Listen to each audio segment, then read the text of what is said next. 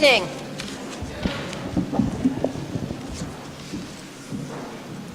Welcome back. Doesn't feel like the summer's over, but I guess it is since we're all here tonight.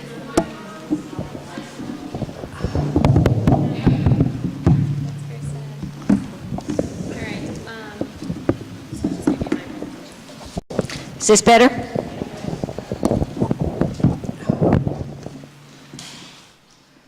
Okay, thank you.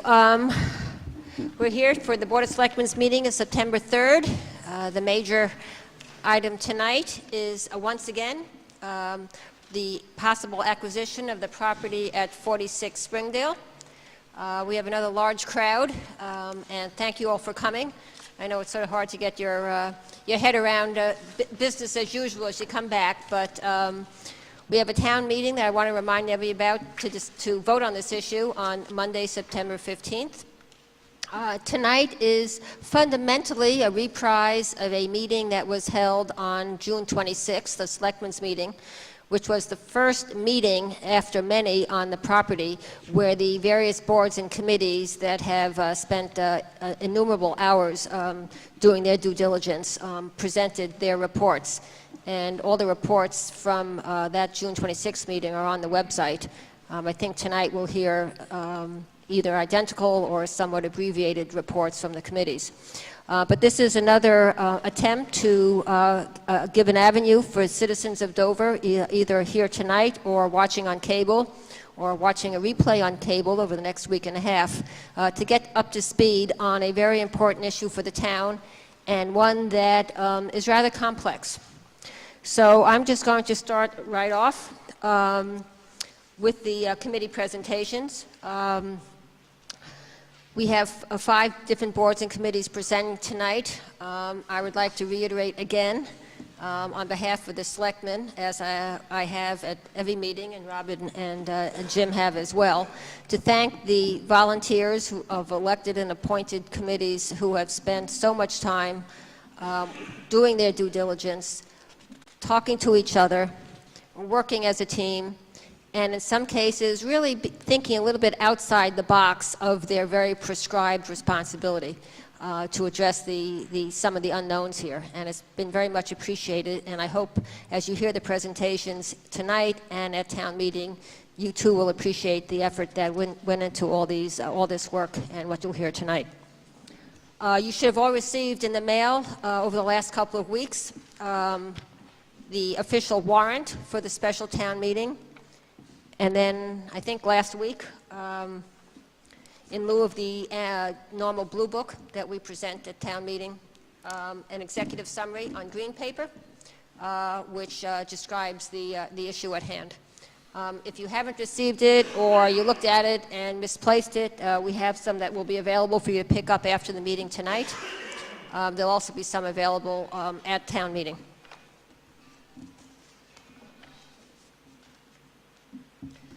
The first presentation will be by Candace McCann, Chair of the Conservation Commission. Candace, welcome again. Thank you, Carol. Can you all hear me? Is it on? Great. Thank you to all of you for asking us, and for certainly thank you to all of my CONCOM members who have participated so freely in sharing their feelings about this important property. And I'd like to just share with you a summary of our feelings about 46 Springdale. I also want to say a very special thanks to Paul McManus. For those of you who were here in June, you heard him give a very comprehensive report on the property. And so what I've done is I've taken some of his photographs, and I've always credited him with that, but he also has been very generous with me about using his materials. So a special thanks to Paul McManus. The first slide I'd like to show you, again, is one of Paul's off the state website. Gives you a little context for this piece of property. As you can see, the green in the center is 46 Springdale, and what it shows you are the resource areas around it. The dots are the 100-year flood mark, and you can see on the outer line, you can see the development around onto the east. Gives you some context. It's situated so so importantly for town center here in Dover. Thanks, Bill. This is a magnificent piece of property. Photos speak 1,000 words. Thank you. The feelings of our commissioners is that Dover, this is an opportunity for a window into the past. Dover has many, many houses, and Dover has many woods. What Dover no longer has is a plenitude of the open fields that once graced this community. There are some, but they are dwindling in number. Unfortunately, they are ripe for development, and we lose one, then another, then another. There are some special considerations on the property. There are extensive wetlands. These wetlands and the Spring Brook add to the richness of diversity for wildlife, and in addition, provide surface water treatment and infiltration to groundwater upstream of both public and private wells. So it's a great safeguard for the quality of the water in town. Thank you. I'll give you a few photos of the wetlands here at 46 Springdale. If you're standing right on Springdale and looking into the wetlands, this is the first view you have. Moving on up, the wetlands are very extensive. They go on and are heading now towards, we're headed towards the field. And in this you can see the field showing just in the background. The last photo of these wetlands is going to be from the field side looking back. Thanks. It's great. This is a wildlife corridor. Conservation commissioners see 46 Springdale as a critical link in a significant wildlife corridor. It stretches from the south end of town through Wildwoods and the DLCT land, comes up through the acreage at 46 Springdale, on across Springdale through Town Wells, to the sparsely populated northern section of town where many of the lands are already protected. In contrast, unfortunately, development creates a fragmented landscape. In a continuous corridor, wildlife can travel from one habitat to the other, and there are many species that cannot raise young successfully on only one kind of habitat. So fragmentation can be very disruptive to wildlife. A habitat that provides varied habitats in a corridor allows for movement and safeguards the populations. There are a few other very important features on the property. At the back of the property, and I'll show you a picture in a moment, there is a potential vernal pool that is without question going to be registered. This is a photo of the pool. And there are beautiful upland woods. This is another photo that shows the dryness up there at the back of the property, the southern back of the property.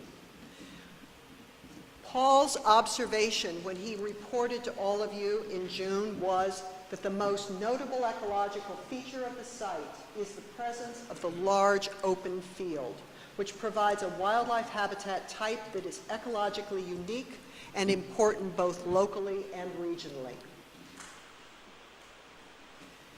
So in spite of the many remarkable conservation features on this property, there is considerable acreage at 46 Springdale, away from the wetlands and away from the vernal pool, that could be developed. This issue is what brings us to you tonight, and again on the 15th of September. What do you want to do to protect this property? One more glorious photograph. So in summary, the Conservation Commission's feeling is that the combination of historical heritage, critical positioning in relation to other strategically conserved lands, wildlife protection, wetland resources, and drinking water protection. These are just a few of the many reasons for supporting Dover's interest in protecting this very important pivotal property. Any questions? Yes? May I ask, you kept referring to public wells, and that raises a matter of confusion because the only public or municipal wells that pre-existed were those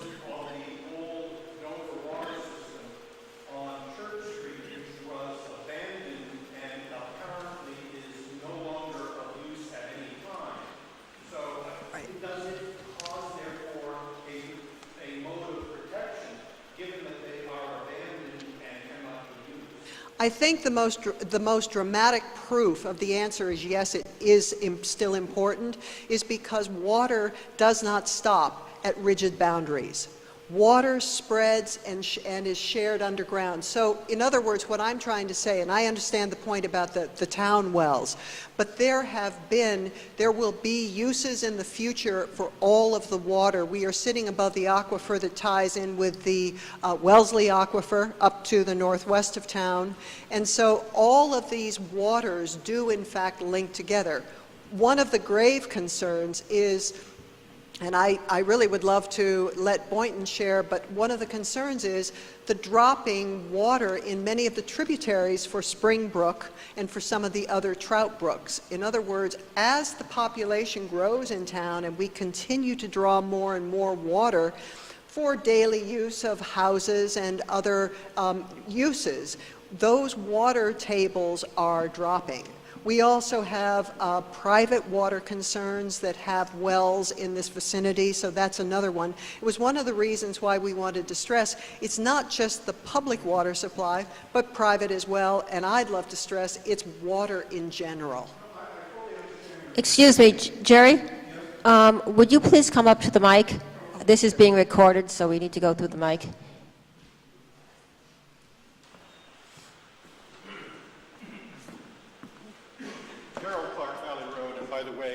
I see my streams dropping in level also.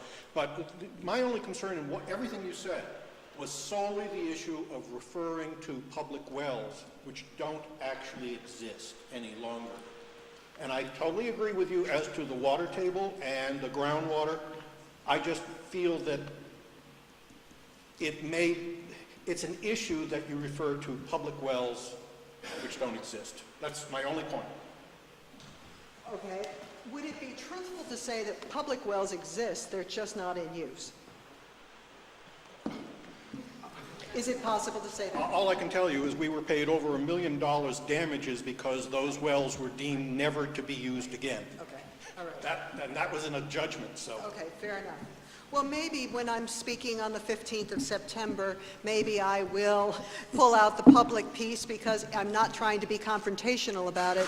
It's really more of trying to own an awareness about the wells and our water in general for this town, in whatever form that usage would take. Anyone else? Good. I thank you for the question. It's very good to hear. I mean it. Thank you. Thank you. Candace, thank you very much. Jane Remsen, Planning Board. So is this mic on? Do we know? 'Cause this might be easier, so I don't have my back.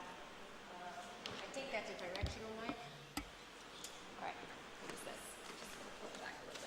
Just gonna pull it back a little bit.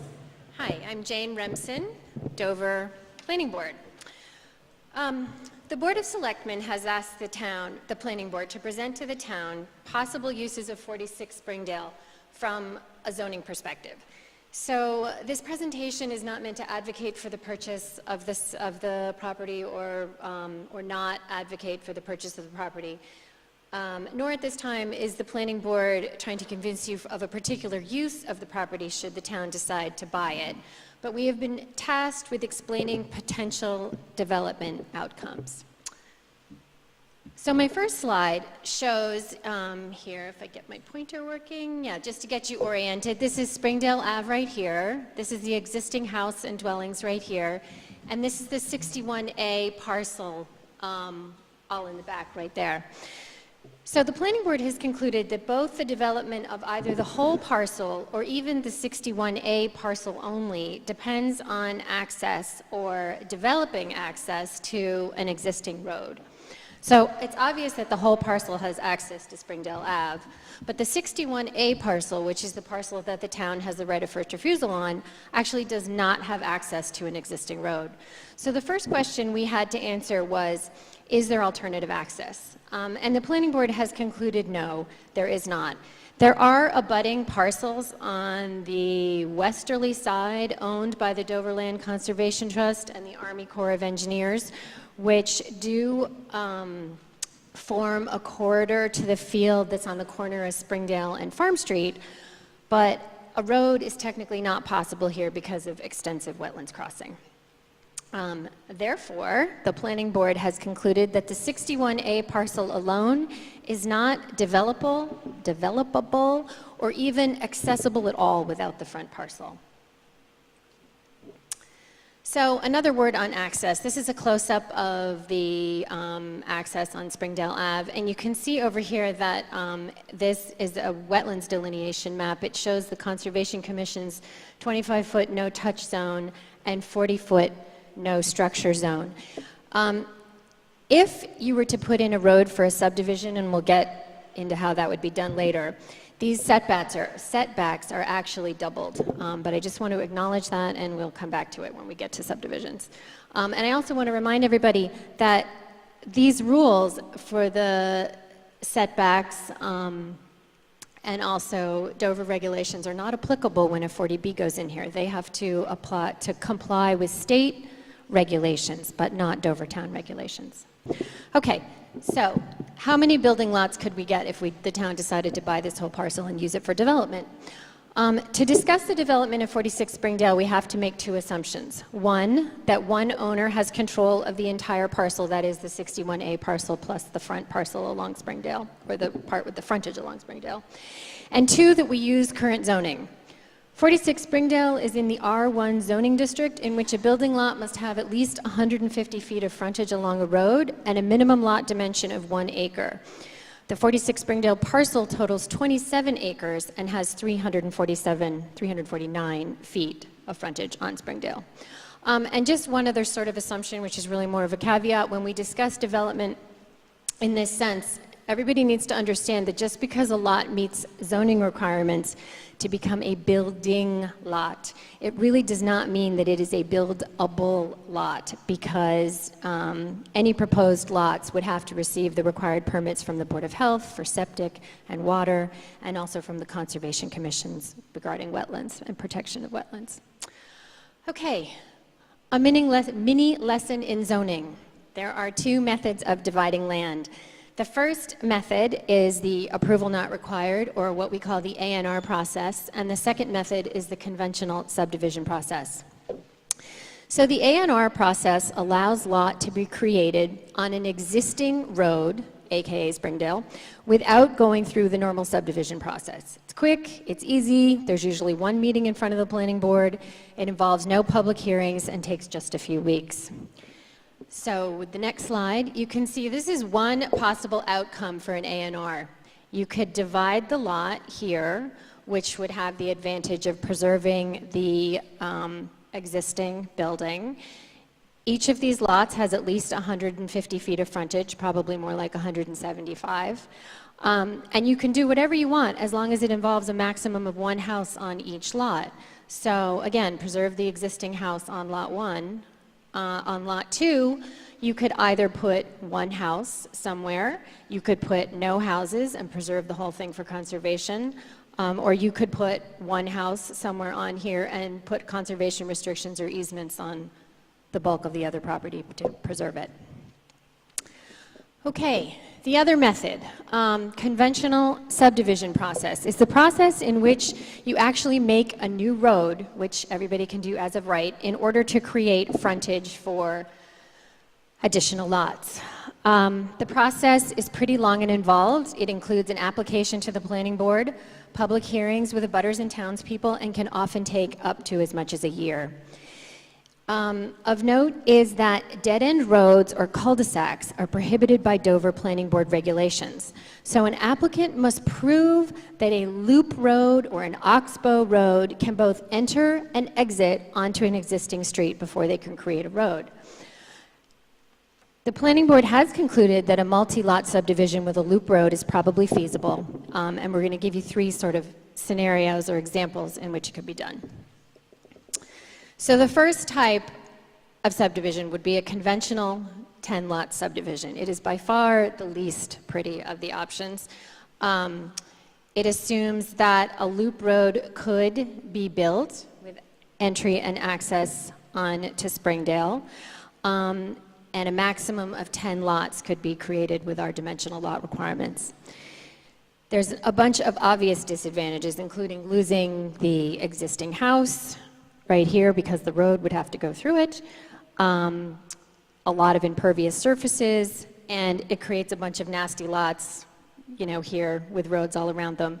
And another huge disadvantage is that these roads would encroach upon the no disturb, if you could go back a second, would encroach upon the no disturb and no touch zones of the Conservation Commission right there.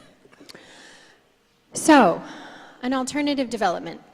The planning board does have the ability to grant a waiver for dead-end prohibitions under certain circumstances. If a loop road is proven to be viable and we determine that a dead-end road is more beneficial to the town. Some criteria or factors that the planning board considers when granting a waiver can include the preservation of views from the road, the reduced number of developable lots, or conservation easements for trails, or other kinds of conservation restrictions. Coming back to the issue of access for a moment, if you could go back to the previous slide. This is a tricky issue because remember I mentioned to you before that if we were to do a subdivision, the Concom's buffer zone setbacks here would actually double.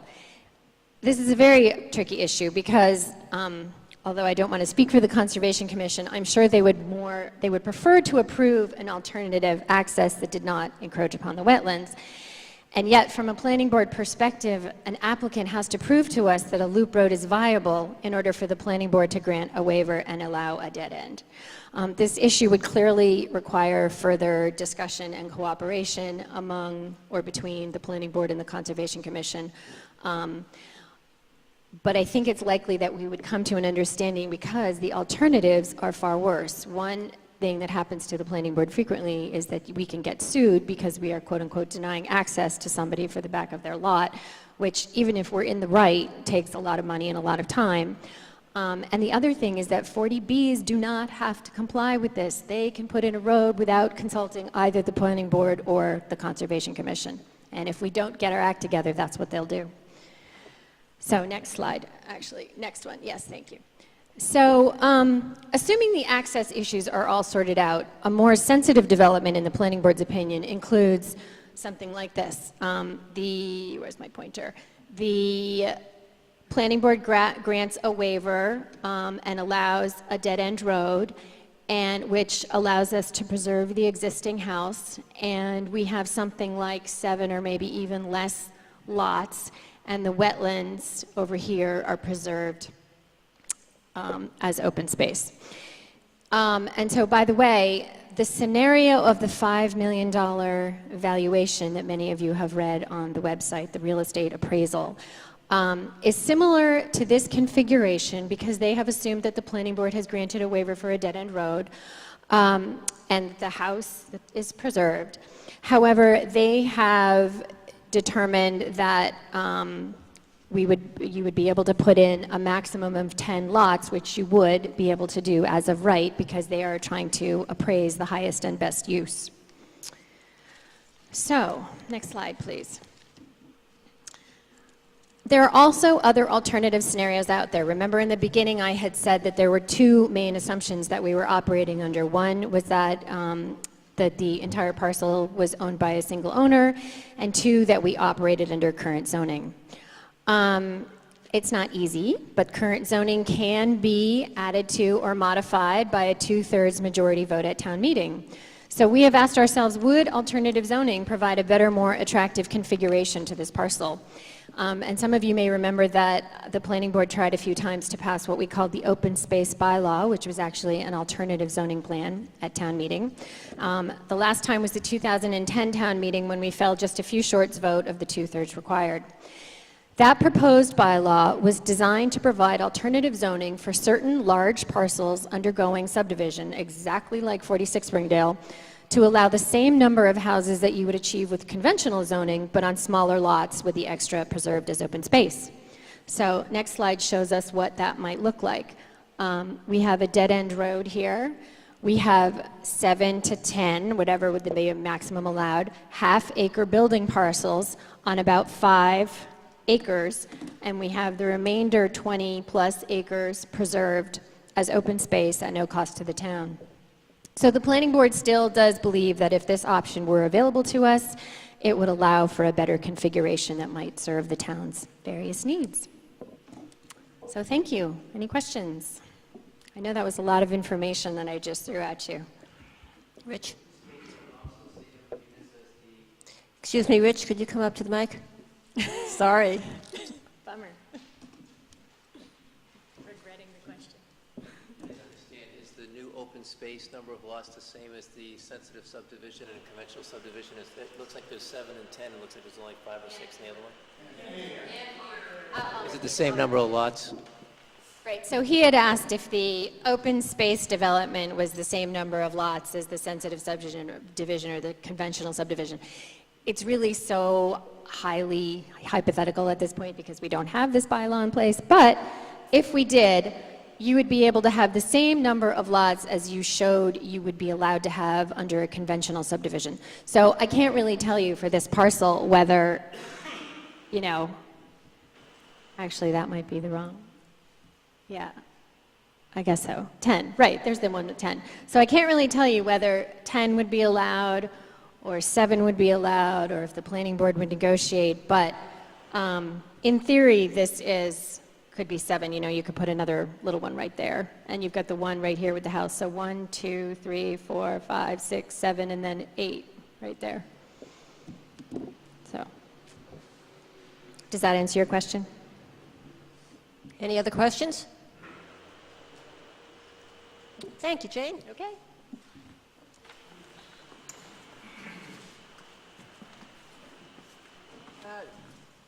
Amy? Open Space Committee, Amy is the chair.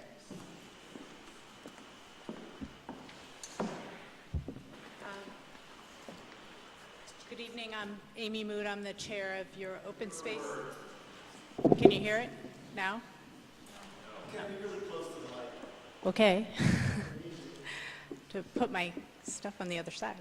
I'm the chair of the Open Space Committee, and I'm going to speak a little bit tonight about why we as the Dover Open Space Committee believe that Springdale Avenue, also known as Springdale Farm, is a very valuable asset to the Dover community, and why we believe that controlling its future is important for Dover.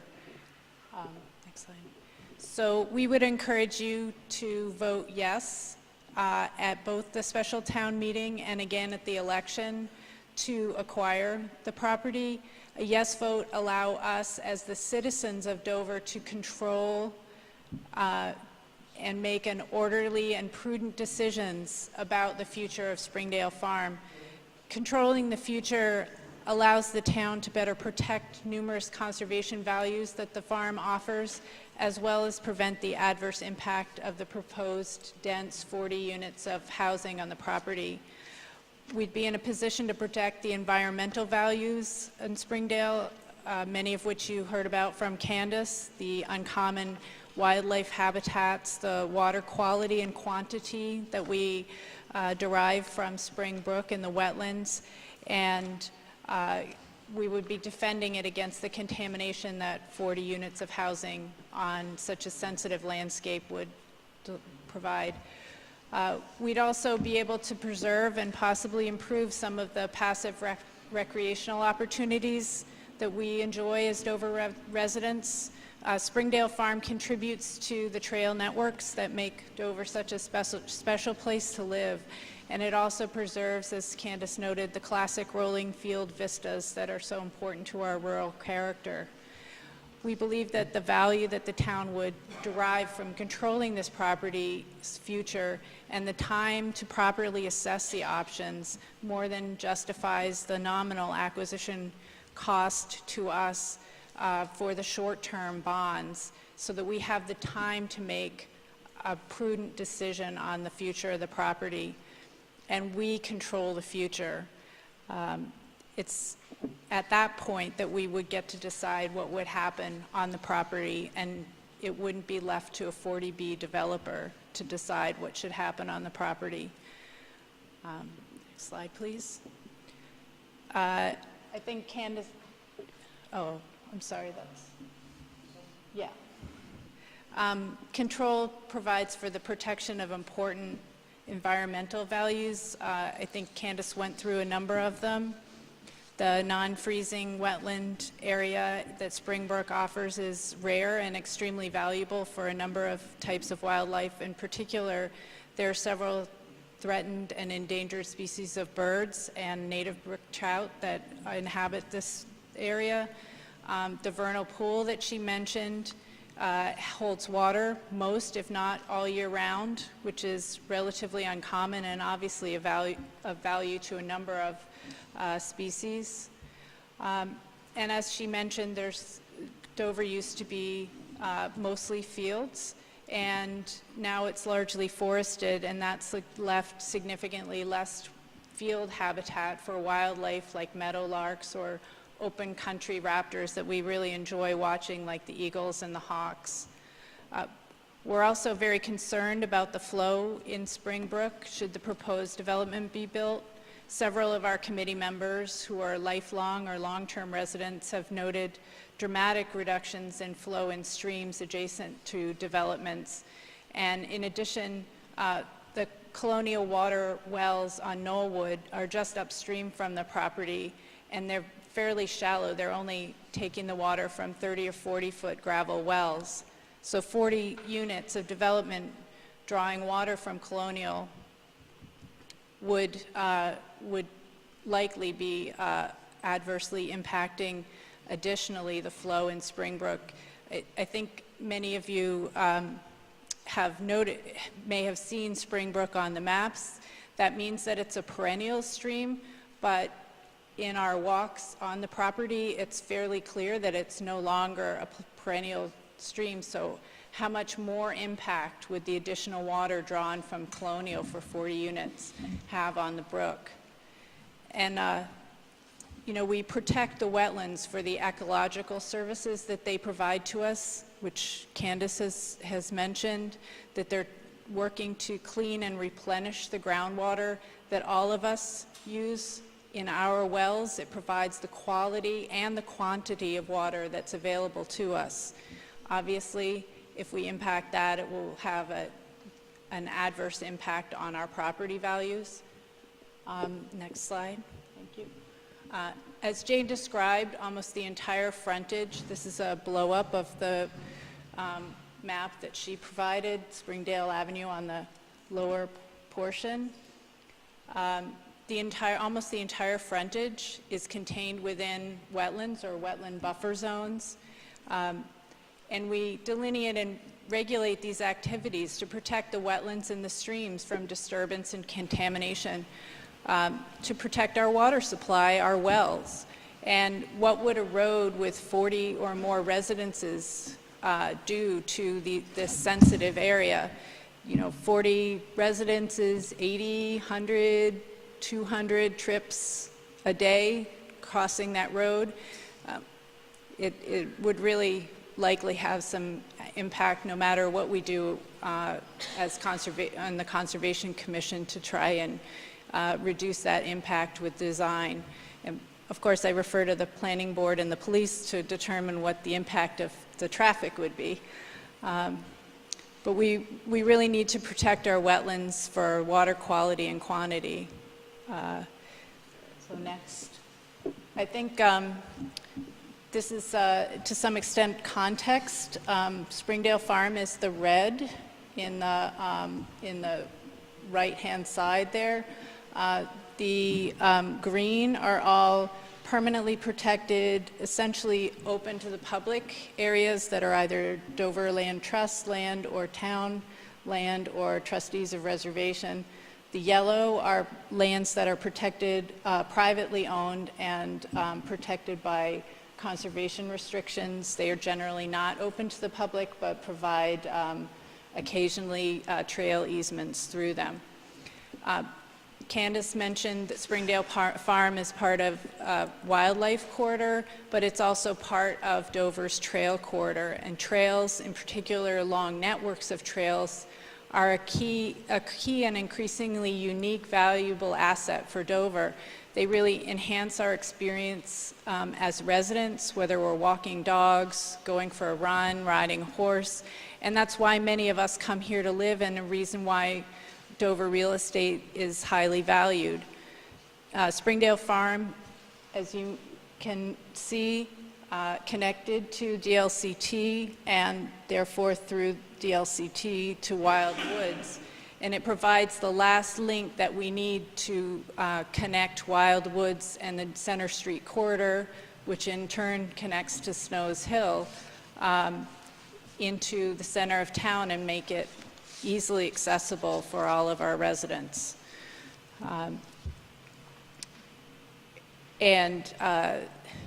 With access to the property, you could walk all the way from the center of town all the way over to Medfield, or even possibly using some other trail connections, you can actually go over to Westwood.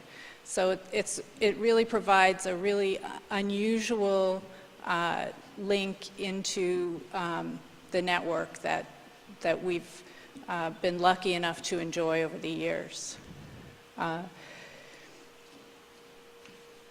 By controlling the property and through an orderly process, we as townspeople would therefore get to decide what the appropriate uses and access should be and the relative value to us as residents of those options. So, next slide. Thank you. In summary, I'd once again encourage you to vote yes at both the special town meeting and at the election to acquire the property. As I've mentioned before, the yes vote just allows us as the citizens of Dover the control and the time to make orderly and prudent decisions about the future of this very important property. The no vote at either the town meeting or the election will almost certainly result in 40 units of housing being built on this delicate and important landscape. We'd generally be losing access to this important link to a trail network that we've already invested a lot in over the years.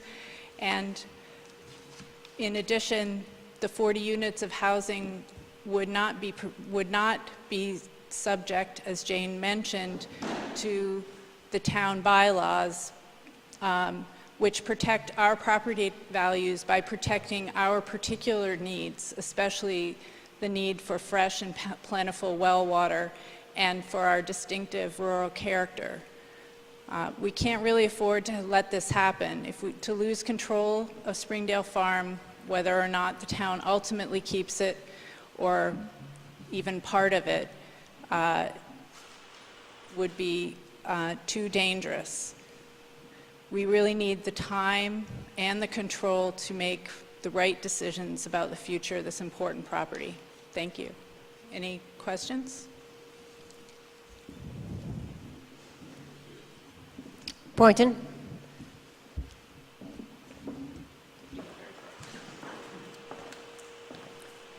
Yes, I'm Boynton Glidden, 55 Pine Street, member of the Open Space Committee. And I'd like to emphasize what Amy and Candace have both said about the water levels. I perhaps have a unique point of view in that our family land stretches between Pine and Center Street, and it's been in our family for a century. And our wells have been had to be re-drilled 3 times, both the Pine Street residents and the Center Street residents. And each time they go deeper. We're now at 951 feet deep on Pine Street and 698 feet deep on Center Street with the aid of hydrofracking. Now the tributaries of Spring Brook are kind of interesting. One flows from Hales Pond on Pine Street between Pine and Walpole near Rocky Brook Road, and it flows down between Pine and Walpole through Olson's Pond, and then behind, between Pine and Walpole, all the way down through Little's Pond, and eventually empties crosses Center Street at the junction of Pine and Center. And then it flows down to through where Knollwood is now, off to one side, the southerly side. The other tributary starts on Snow Hill, flows through our property, and it cuts down, it crosses Center Street opposite Henry Stone's old place. And there is a fire hole there, as the same as there's a fire hole on the picture you saw in Springbrook on Springdale Avenue. That's where the fire trucks used to go and fill up their pumpers before we bought the big, large hook and ladders that carry their own water. And those fire holes were maintained all year long. And we was a smaller fire department in those days, of course, but we had access to water. Now, with the fire hole at Center Street is it barely has any water in it except for flood stage, a lot of rain and snow in the winter. When I was a child, 50, 60 years ago, that place was full of brook trout. There's no trout there now. That's the tributary that flows out of Snow Hill. And there's probably 8 or 9 houses that have been built along that tributary in that time, the past 50, 60 years, before it crosses Center Street, goes through the Stone property, and eventually joins up with Spring Brook. So if that's not a negative impact because of houses, I don't know what is. Why else would the water table be dropping? The tributary between Walpole and Pine is an even more classic example. Hales Pond is full of water. It empties 2 ways. One flows north into Medfield. The other flows in southerly direction between Walpole and Pine, as I said. And it crosses the street where Pine and Center join. Then it curls down around Knollwood. As I said, years ago, there was trout all through that brook. Now they've been reduced to a few areas and a few ponds. And I would guess there's been probably 30 houses anyway that have been wedged in between Pine and Walpole all the way up to Hales Pond, including the Rocky Brook, Riga Road area. This area is dry now. Even Olson's Pond, which is protected by Dover Land Trust, dried up a couple of years ago for the first time in my memory. And I've just questioned if we put another 40 houses or 40 units into Springdale Farms, what that will do to the level of the brook. Obviously, it will lower it. There'll be more usage of water, let alone the negative impact on wildlife. And the very essence of a pure stream or pure water is trout. And now we're depriving, this is like a canary in a coal mine. So that's my concern over and above the wildlife and open space issues. So we do have a water problem here, and I think the more that is taken out for whatever reason, it will dramatically affect those who have private wells in the area. It's already affected me. Thank you very much. Thank you, Boynton. Is Dr. Ross-Schechter? There you go. Absolutely. Dr. Barbara Ross-Schechter, Chair of our Board of Health. Hi. I think I'm going to let my presentation go entirely after these beautiful presentations that we have heard so far. You can't hear me? Oh, dear. I usually speak rather forcefully. So anyhow, good now? Better? No. Just have to keep it really close. This is what I'm going to do. How's this? Good. Because all I would like to say is the Board of Health, of course, has a very different function, and all these very insightful presentations as far as the Planning Board, the Open Space Committee, CONCOM is concerned, these are insightful because they can somewhat base their experience on the historical development and project to the future. The Board of Health function is rather simple. It is trying to establish what is acceptable on a health and environmental protection basis. So there are two concerns. The two concerns is the water supply for whatever how many units we end up with, potentially, whether it is 40, 10, or 15. The water supply is planned according to the plan that we have all seen to be supplied by Colonial Water Company. This company is DEP regulated and supervised. They are presently at 60% of their available water supply, and DEP would cut them down if they were exceed 75% of their water supply. Predictions based on DEP are that they are not going to reach that level. So with the water, the second concern for the Board of Health is, of course, the septic field. Based on the original presentation, which some of you may not have seen, there is supposed to be a septic area in the center of 46 Springdale, no matter how many houses and units are around. This is a very large, necessary and large septic field, and we do not know what the soil conditions are at this point. We don't know what the percolation rates are. All of this has to be done once a realistic plan has been presented to the Board of Health. What we do know, however, is that this area is a nitrogen-sensitive area. Nitrogen-sensitive means it is supervised by DEP, and it has to be probably, very likely, just like the meadows, be managed by a, I never get this straight, an enhanced sewage disposal system, which requires monthly reports to DEP and monthly reports to the Board of Health.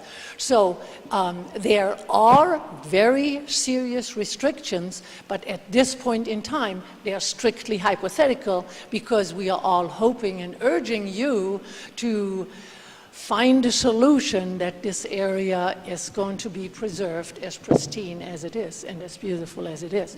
So I'd be happy to answer any question, but as I said, my presentation I don't think was necessary. But very informative. So, okay. No? Okay. Thank you, Barbara. The next presentation is going to be by Robin Hunter on behalf of the Board of Selectmen. And before we start that,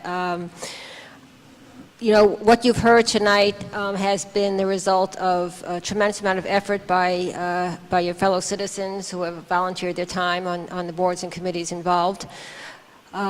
We as a board have relied heavily on our staff at the townhouse to provide a lot of the financial analysis and the surveying expertise and so forth. And so I'd like to take this opportunity to thank our town administrator, Dave Ramsey, and our assistant town administrator, Griya Pugash, and our town treasurer, Jerry Lane, for really working with us. We had loads and loads and loads of questions, and they were very responsive, and I hope you will find during Robin's presentation that most of your questions in this area have been answered. So with that, Robin? So I'm going to sit here because I think it may be easier for you to hear me if I do so. I thought I would take a moment and just take a step back. It's been a really long summer, and how did we all get here?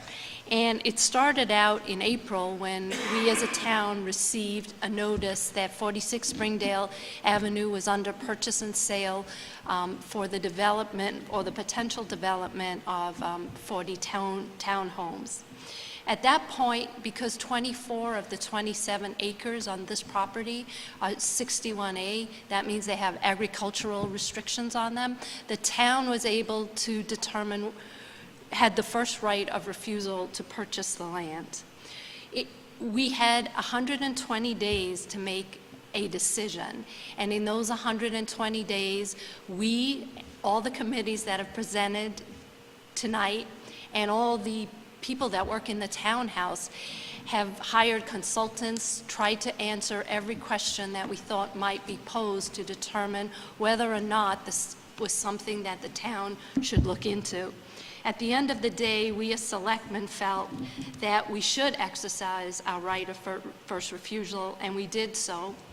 And we made that decision because we felt it was the citizens of Dover that need to decide what the best use of this land is, since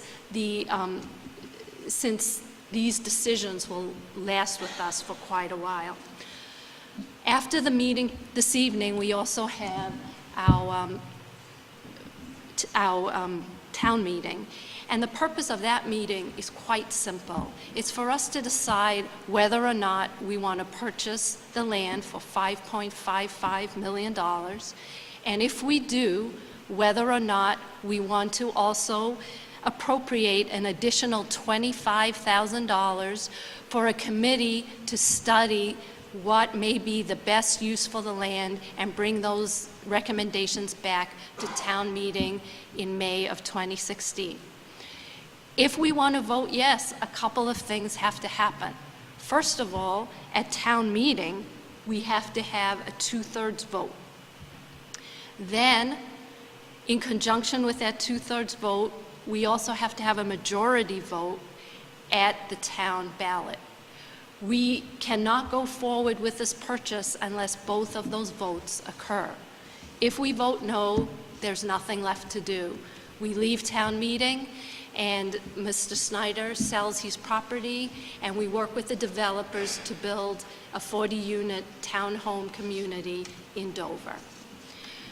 So the question is, how do we pay for this? It's $5.5 million. So first of all, I think it's important that we recognize that at first we're going to put some temporary financing measure in place until we decide what the final use of the land will be. And the way you do that is you put a bond appreciation note. Based upon our work with our underwriters and the town treasurer, the cost to the town of Dover, the temporary cost to purchase the $5.55 million, the piece of land, is $19,000 per year based upon current interest rates, and that translates to a little over $7 per median household in the town of Dover. We, of course, have interest rate risk. So being a finance person, I said to the underwriters, well, tell me, give me a sense of what would happen to our interest payments if rates went up by 1%, which I think is highly unlikely in this climate. But if they do, the cost per year would be $74,000 or $28.44 per median household in Dover. It's kind of hard.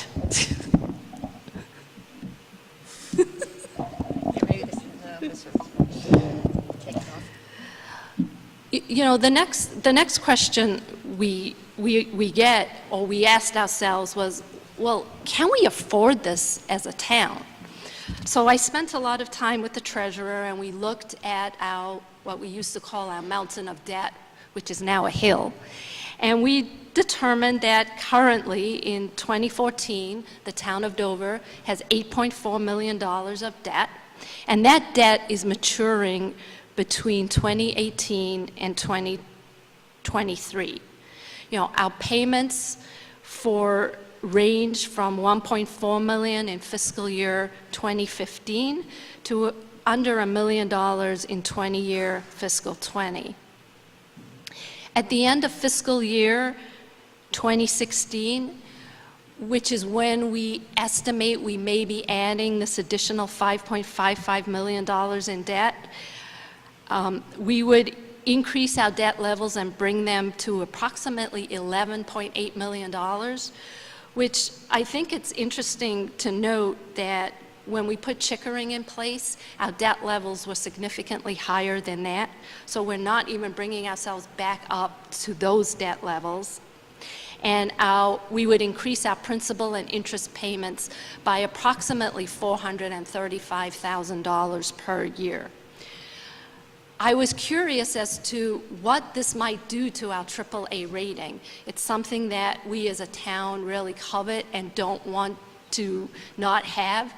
And when I asked the underwriter this question, the answer to me was, well, if you put a $50 million building in Dover, that had a good use, such as a school, you would most likely still have a AAA rating. So there is a lot of wiggle room there to maintain that AAA rating.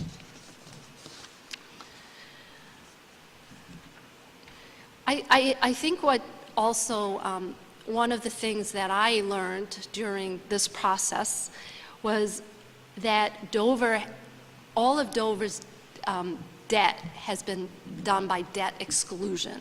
So what does that mean? That basically means when the debt is paid off, it's no longer on your tax bill. So for example, in 2001, we added $3 million for the Wild Woods. That debt is costing us approximately $160,000 per year, or around $62 per median household.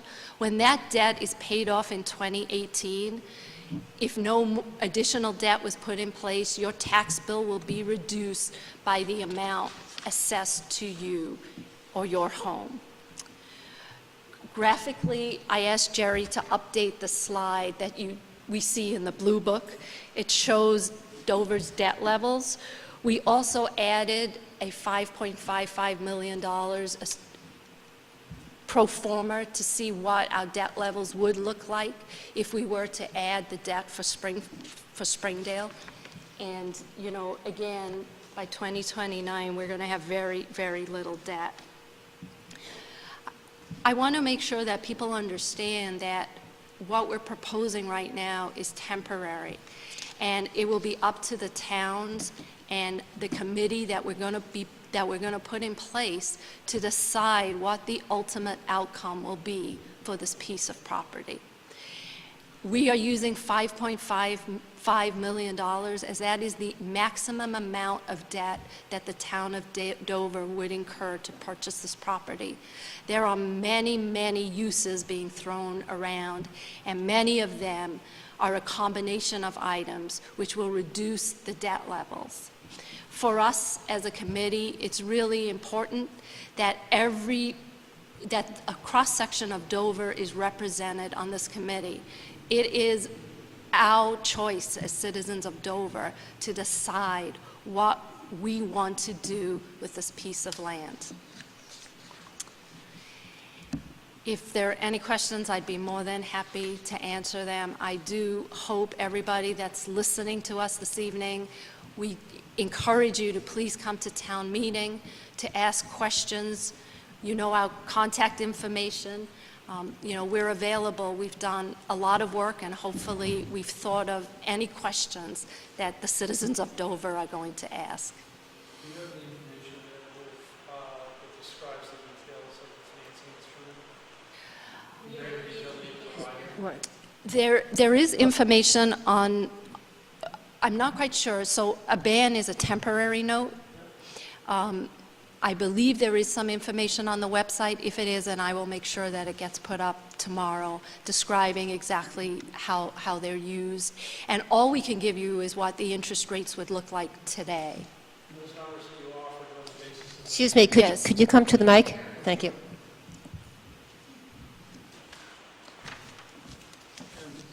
the numbers that you identified as the cost of interest to the town on the basis of the ban, that's on the basis of the temporary security and not the permanent security, right? Well, it's based upon the temporary use, correct. Sure.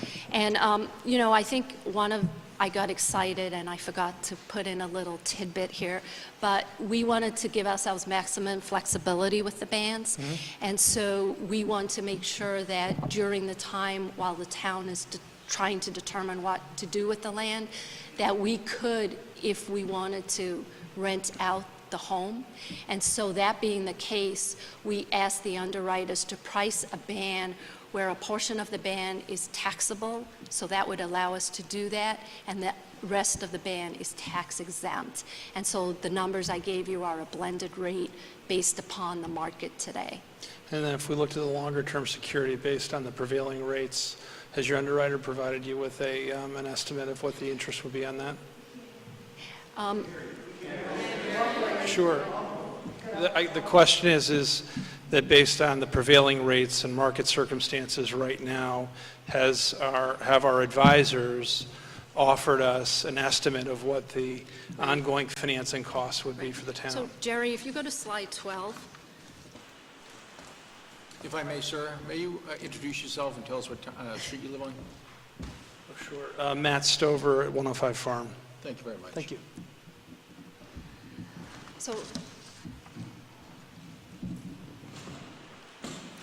So we actually asked them to price out based upon, the market today, because they hated doing this for me. So we asked them to price out a $5.5 million bond and a $4 million bond. And what we did is, the total principal and interest is $7.2 million or $5.3 million. And then we determined what it would be per household. So for the life of the bond, it would add $2,784, or on average $133 per household, based upon today's rates. Any further questions?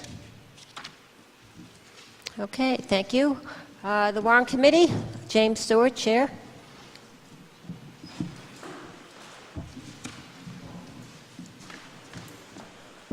Thank you. Good evening. Can everybody hear me? Great. As Carol said, James Stewart, Chairman of the Warrant Committee this year. This presentation will be up on the website if anybody wants to go back to refer to it. At the special town meeting, we'll be asked to vote on 2 warrants, and so the Warrant Committee will hereby make a recommendation on those warrants, and this is our presentation. Essentially, we've spent the last 2 months performing extensive due diligence relating to the acquisition of 46 Springdale. We spent a lot of time looking at the reports on the website, from the website, and had conversations with the town's administrator, treasurer, and financial advisors. We've endeavored to try to explore all of the pros and cons of the acquisition. But what we've really focused on was the financial aspects of the acquisition. And they're likely financial aspects because really hard to predict the future. And we detail that later in the slides. And we're looking at both if the property is not acquired by the town and if the property is acquired by the town. And it's on this analysis that we've made our recommendations. Next slide, please. You've seen this all tonight. This is just a summary of what would be the outcomes that I think are uncontested in terms of what would happen. If the town does not acquire the property, it would be developed, and if it does get acquired, Dover will have control of the property near town, will incur some debt, and the town must then decide how to use the property or dispose of the property. Next slide, please. This is the Warrant Committee's considerations. We all know that the Warrant Article 1 is for a special town meeting, vote on the acquisition, and we know that should that vote be affirmative, on November 4th there'll be a ballot item for the debt portion, or for the debt component of the acquisition that will be the townspeople will be asked to vote for. One thing to make very clear, the ultimate usage or disposition, either whole or in partial of the property, if the town acquires it, has not yet been determined. It is expected that this is a temporary financing that's been talked about. These bans, these bond anticipation notes, is a sort of a short-term placeholder. It's interest only for a period of time. And once the town makes the decision on what to do, then there'll be either some other financing that comes in to handle it, should the town vote to acquire the property. This recommendation is not an opinion or a view on the ultimate use or disposition of the property. It's merely just looking at the question as we know it today and making a recommendation or recommendations to the town. Next slide, please. Some of this was already covered by Robin, but if we have asked the question about should the town acquire the property, if purchased by the town, what's the cost to the taxpayers? Robin's already gone through it. Given the interest rates on the short term, it's about $19,000 per year that the town would be paying total, and that works out to about $7.30 per year for the median house, which she discussed. Assuming that in a year and a half or so, the town would then bond the full amount, and the ad hoc committee decided that the best use of the land was, let's just say, to leave it as open space, and that's the most conservative case fiscally, that it was not divided up and sold. And conservative, I use really no pun intended. The idea is how much would this cost the town for this 20-year bond, and it was mentioned that it's about $145 per median household per year. Obviously, again, the ultimate revenue impact to the town in terms of taxes will depend on the use or disposition of the property if it's developed. We looked at the effect on the credit rating, and we were told by the town's financial advisors that the town's credit rating is not expected to be affected. This would be a relatively minor financing, and it would not have any effect on the future capacity to borrow at this point. The debt capacity of the town would not be affected, and the town, as Robin said, seems at this point could borrow up to $50 million and not affect the credit rating. Next slide. If the property is not purchased by the town, we've tried to look at what the effect on the services would be, and we were told from the police standpoint that the effect would be none to effectively marginal, but essentially they said it would really not affect their services. Fire as well, none. For the schools, it's unclear. It could be either a marginal effect on expenses or it could be significant. One just does not know. The cost at this point to add a marginal or just a couple of extra students, regular education students, is minimal given the current school enrollment and staffing levels. But there's something called out-of-district special education, which is sort of unknown and a wild card, and that could potentially be significant. So the answer is, for schools, we just don't know what the effect would be. And we've heard that there is sufficient capacity, well water capacity from Colonial Water to support the project. Again, continuing, next slide. There will be, if this property is developed under 40B, there will be an effect on the taxes, which would affect the town's revenues, and hard to predict what that would actually turn out to be. And this, clearly the building would be phased in over time, but the estimate unofficially is maybe $350,000 of additional revenues to the town annually, and additional tax revenues to the town annually, and that's back of the envelope about 1% or less than, maybe it's about 1% or so of the total taxes raised. Next slide. So, again, the warrant committee analysis assumes that the town acquires the property, the town finances the entire $5.5 million purchase through the use of bonds for 2 years, and after 2 years, the bond borrowing rolls into the issuance of a 20-year general obligation bond. Next slide, please. So for Article 1, the warrant committee recommends the affirmative vote for Article 1. the purchase of 46 Springdale by the town, given these considerations.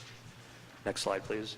And Article 2, which is the allocation of $25,000 to fund an ad hoc study committee for the use of the land, we also recommend in the affirmative that the town support that at the special town meeting. Next slide. It's just the conclusion. Essentially, we looked at the financial aspects. They're likely limited to the town financially in terms of financial risk. The property acquisition will not negatively impact the town's financial flexibility. And then in terms of non-financial aspects, it appears to preserve flexibility over a highly visible property near the town center. And it also gives the town more time to consider a plan and the use of the property at a moderate cost. So that's our recommendation. Are there any questions? As I said, this presentation will be up on the website. Thanks very much. Okay, thank you, James. Oh, we do have a question? Yeah. What price are you estimating on the bond what rate? James, could you just repeat the question? The question from the audience is, what is the rate on the portion of the debt? And I believe that analysis was done with the work of the treasurer, and I think it was in the range of 3%. But I'm not sure, and I can get back to you on the exact number. I think that included both a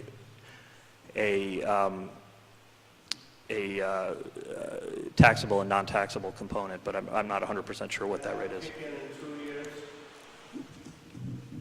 The idea that it would be probably 18 months to 2 years, yes. I think that's the assumption. But, yes. The $8.5 million you mentioned is the bonded indebtedness now, and does not include the 30 or so million of encumbered debt that we have in benefits.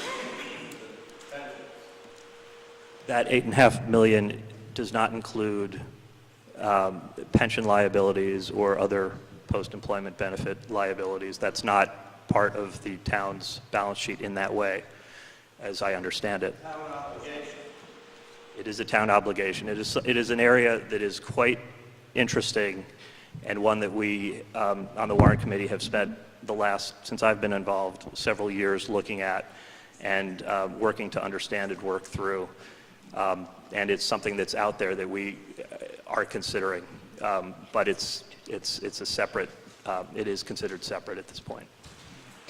I would add on the OPEB, even though it's separate from this issue, that of course we jump-started our OPEB funding with the well over $1 million that we received as a result of the well contamination that came up earlier tonight.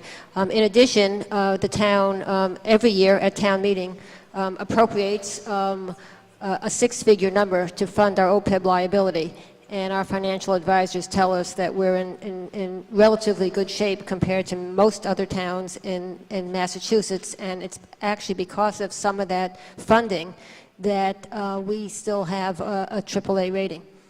It's very well received out there in the financial markets. Okay, any more questions? Mr. Jerry, you want to come up?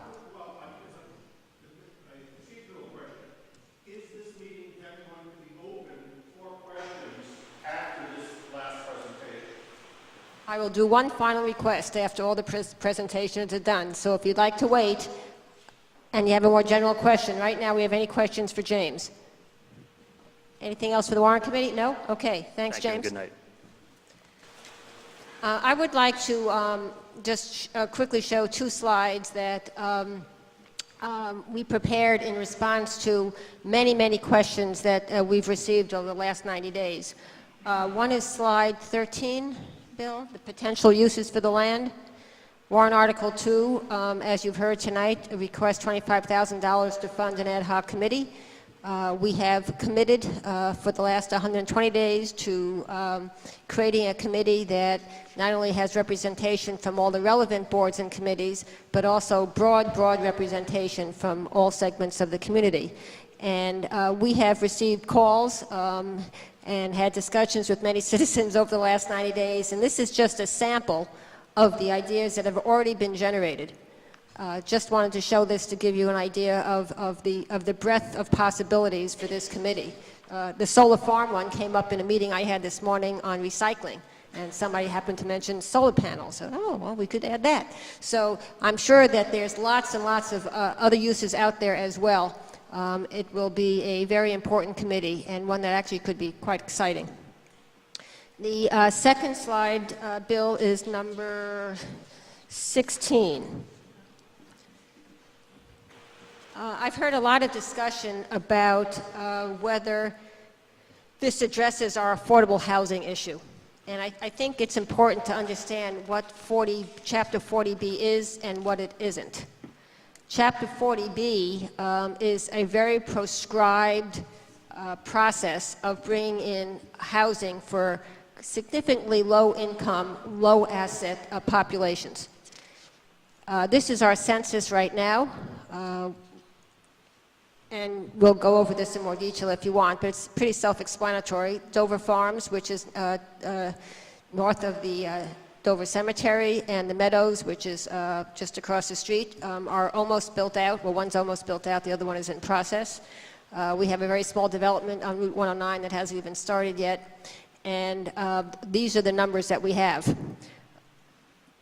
We're hardly near the 10% that's required by the state in order for us to be able to avoid 40B development. That being said, on slide 17, the 40B housing is available under very, very strict financial conditions. This shows you the income, the maximum income qualifications and the asset qualifications. This is not senior housing. I doubt that there is any senior in Dover who could sell their house and fall under the $75,000 asset requirement. And none of our developments, nor do I understand that the Northland development would be age restricted, which at least brings it up to $200,000. So this is not a solution to the problem in Dover that we've wrestled with for decades, which is seniors who want to stay in town, who want to downsize. This is a 40B development is not a solution to that unless you've got a 97% mortgage on your property, which I doubt people have. So I just wanted to make that clarification too. So with that being said, we have no more presentations, and I will now open it up to any general questions. Yes, sir, and please come on up.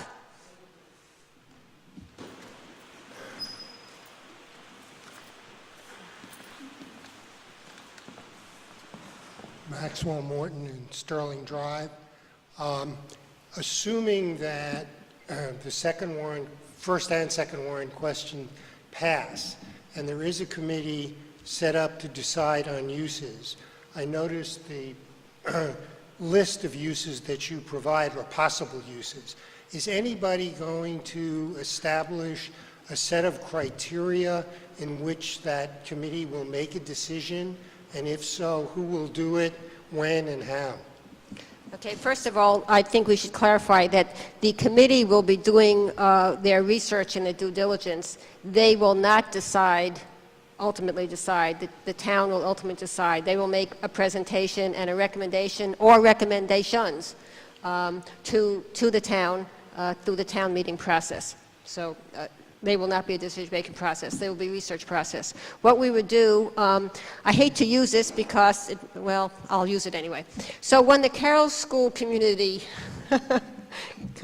Center study groups were put together, and I think we had 4 or 5 committees over a decade or so, one of the last groups, I think Justine, you chaired one of the subcommittees, there was a general committee, and then there was broken up into subcommittees, each tasked to explore a very specific issue, like combining a community center with the library or converting it to senior housing.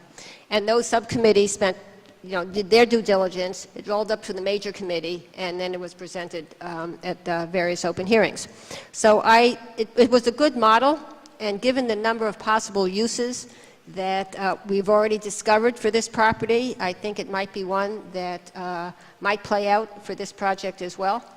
We will be getting input from loads of folks, and we'll open it up to those that are interested. Obviously, we'll be looking for specific skill sets as well. And we'll be asking for an analysis based on both short-term impact, financial, and long-term impact, financial, how things relate to the master plan and the future of the town and the vision of the town and those types of criteria. That certainly would be one thing that most committees that get formed, one of the first things they do is discuss their goals and their subjective and factual guidelines. So it's a very good point. So am I to assume that the select persons will be the ones who establish the quasi-criteria that these committees will use? No, I think the selectmen would probably say, and Robin and Jim chime in, that we would work to populate the committee and ask the committee to come back with the general charge, and then ask the committee to come back to the selectmen to discuss the criteria. Thank you.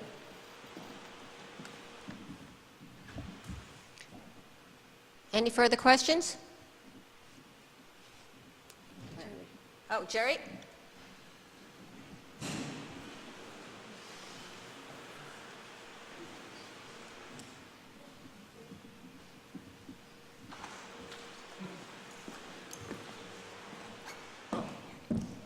I guess I'm troubled because I'm still undecided on this, and it seems to me that the whole thrust of this process has been to preclude a hypothetical Chapter 40B development. I've spent a lot of time going over Mass General Laws, Chapter 61, Section 14, with a close friend of mine, Lenny Kopelman, who you may know. It seems that there is still open question as to whether or not the valuation that we're talking about is the appropriate valuation that the town should be considering.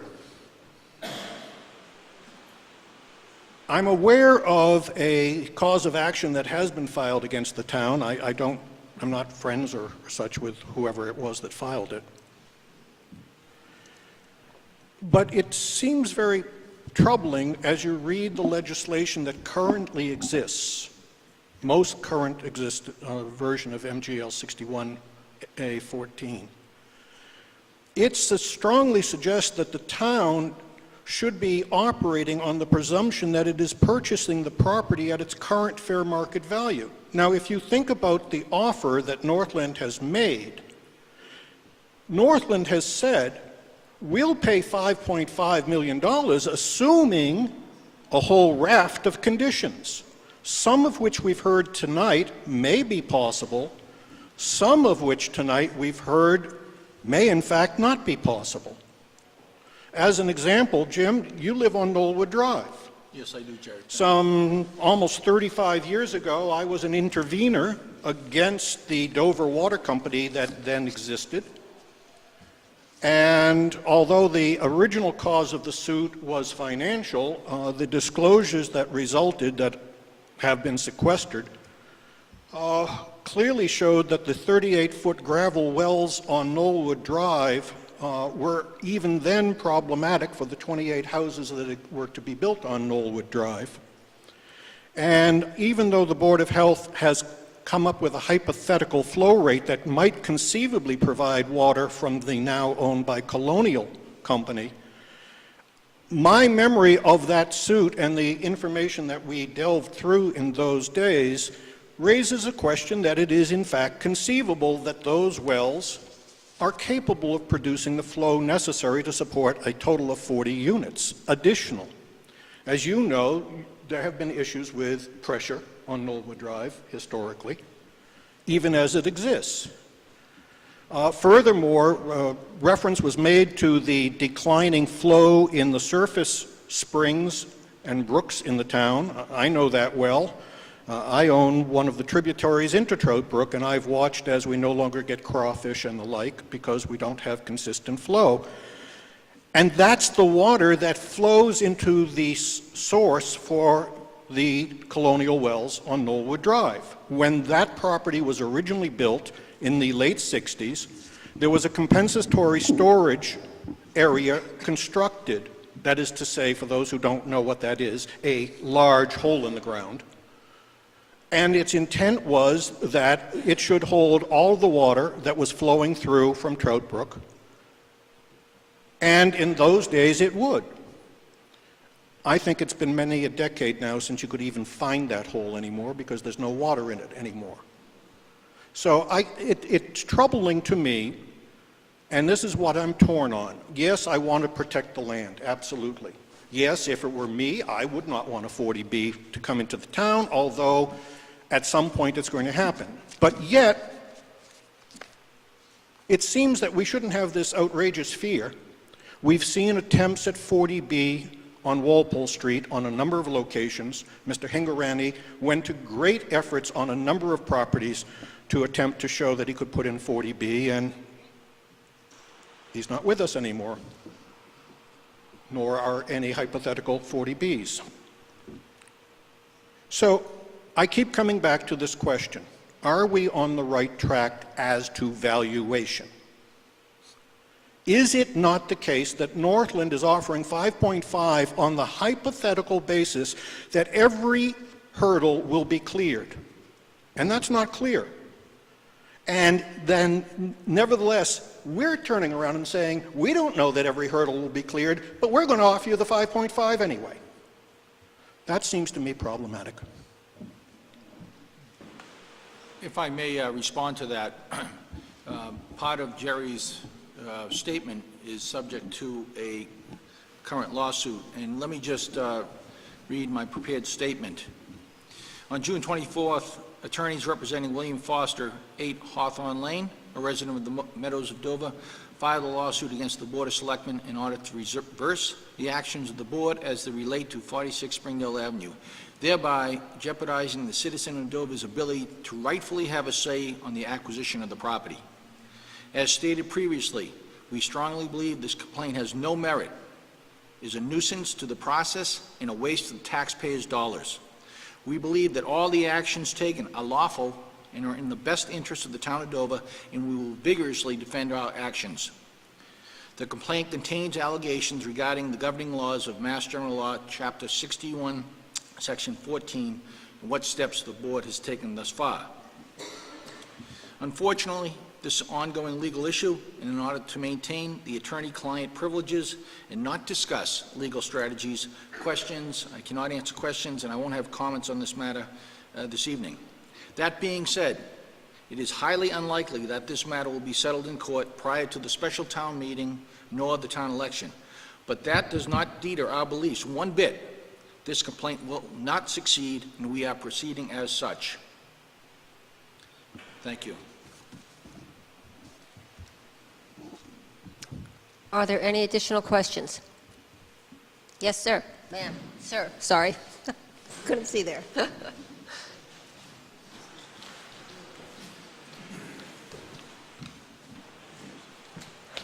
Hi, David Billings, 65 Center Street.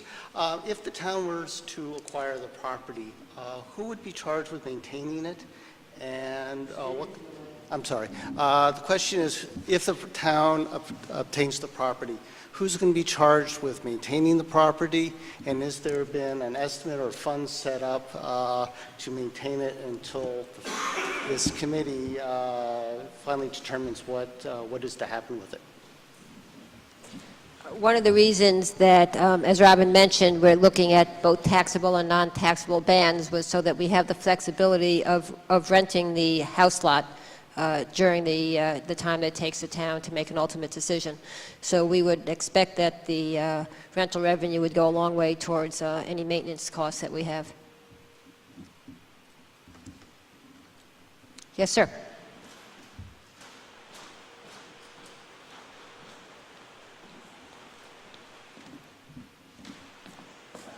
Gavin Coove from Claybrook. It seems like the big expense bucket that's potential. It seems like the big expense bucket that you guys are talking about that you haven't given any details on is the educational. It's from marginal to substantial. Can you guys give any sort of figures on what that range is? In particular, if it sounds like if there's some children, it's not a big deal. If there's more children, it is. What's the capacity of the schools before we'd start incurring substantial costs? So we have had a number of conversations with the superintendent of schools, and it seems very wishy-washy that we're not able to give an answer, but the fact of the matter is, in the high school currently, there's 700 students in the regional school district. They're at an all-time high. So as those students begin to matriculate, our demographics or our population has gone down. So he would expect that at a high school level, we really wouldn't see a big impact. You know, we were throwing around maybe 10 to 20 students. The big unknown is in the elementary school, because if you have 20 students move in and 7 of them are all in the same grade, what could happen then is you would have to hire another teacher and perhaps another aide, and that would increase your costs by approximately, $55,000 or something like that, maybe even more. And then again, we have no idea as to what the demographics would be with respect to regular education versus special education.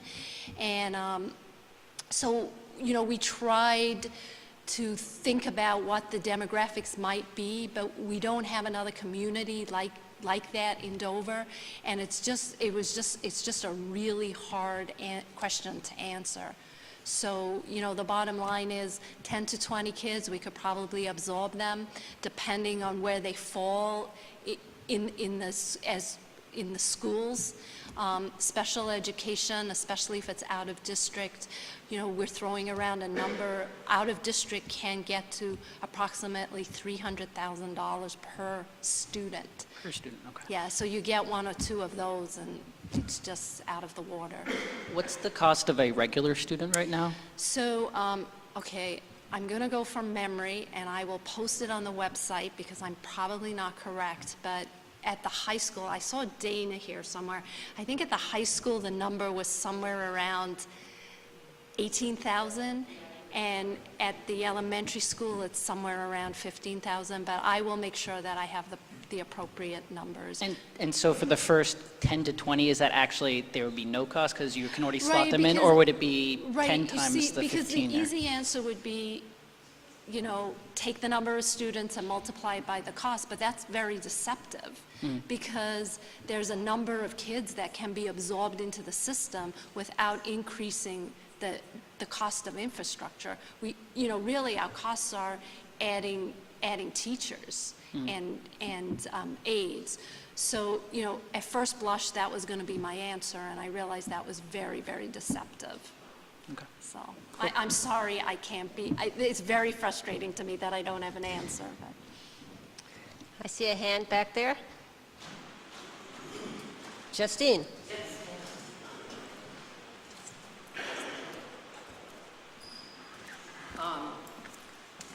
Hi, Justine Kent-Uritam, Open Space Committee. In the interest of, a question and then a comment. Jim, in the interest of clarification for the audience, could you just comment vis-a-vis the lawsuit against the town, and what impact, if any, would the lawsuit, if it went against the town, have on, let's say, favorable town meeting and town election votes? It's a great question. And one, if it went the full course and the person who brought the complaint was successful, you would have to undo the transaction. By another town meeting vote? I have no idea.